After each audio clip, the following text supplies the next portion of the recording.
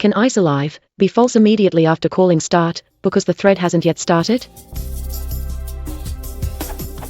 In the Python documentation at this URL, it says that isAlive returns true just before the run method starts until just after the run method terminates. But then the start method says that start arranges for the object's run method to be invoked in a separate thread of control.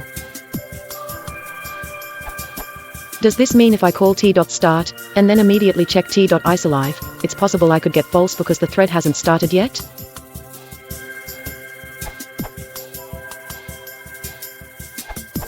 It can't happen, at least not in Python's implementation. That comes from staring at the code for thread.start, here from the Python 3 source, but it doesn't matter.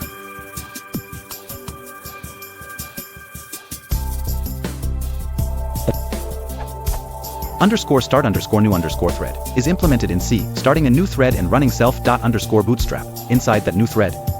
Self.bootstrap in turn invokes self.run.